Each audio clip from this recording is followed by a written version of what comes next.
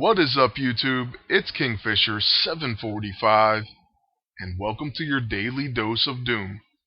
Today is going to be day 23, and your task is to defeat 3 test subjects. Now, these test subjects can be found in many missions, but we're going to go to Season 1, Chapter 2, Mission 5. So far, these hints haven't steered us wrong, so I'm sure that they'll show up in that mission, and probably within the first couple threats. And really, you can't beat that. I mean, 5 lockboxes for just 10 energy, and usually 5 to 10 minutes work at the maximum. So here we are back in Chapter 2, and the mission's going to be called Mutate or Die. So let's go ahead and choose Challenge Mode, and go into the mission. Now for me, I'm going to choose the highest threat, but you only need to choose one that has 3 test subjects. And nice, it looks like there's going to be a red threat or a high threat. So we're going to go ahead and choose that. Now for this one, I'm going to use Moonstone. I'd also like to use her with the Juggernaut.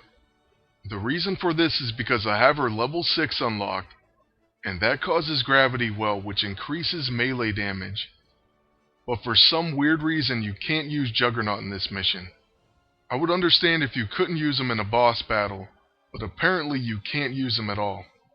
So I guess no Gravity Well plus the Surge of Sidorak this time.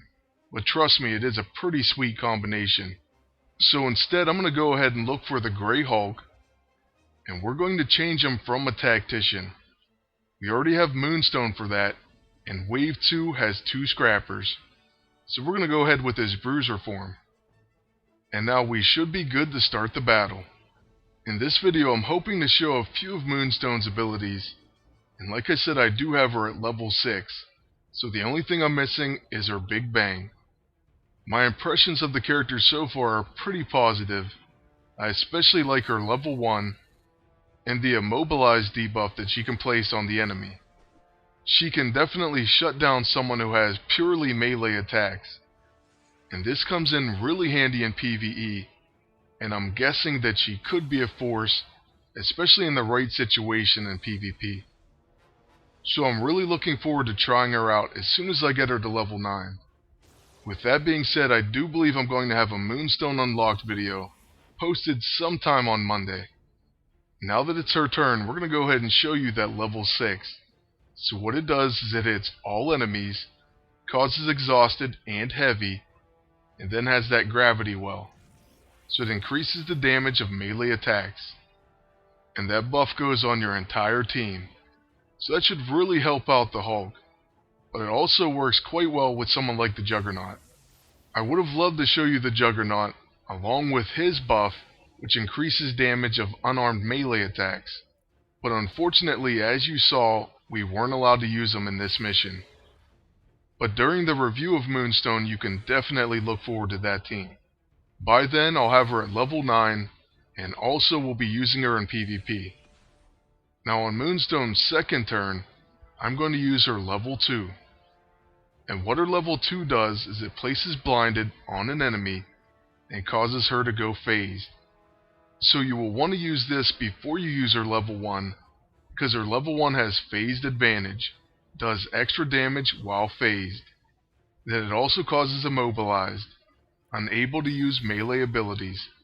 So yeah, just imagine hitting someone like the Hulk, or Quicksilver, or Juggernaut, anyone with just melee attacks. I've used her in boss battles, and I've hit someone like the Baron Zemo, and he wasn't even able to attack, he had to just pass his turns. And another thing is her passive ability actually procs quite often. It may not proc in this battle, but usually while I was leveling her, it would go off at least once or twice. And then of course she is a Tactician, so that means she's going to gain tactical maneuvers whenever there's a blaster.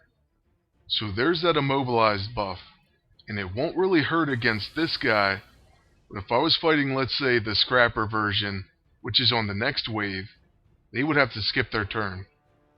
They are unable to use melee abilities, I believe, for 1 round. And I personally can't wait to hit Quicksilver with it. And there's our 5 Hulk Up Hulk Smash. So now we're on to the second wave of the battle. And after this, we'll have our 5 impending lockboxes. We're getting really unlucky with the turn order, but at least we're going to get counterattacks against these guys.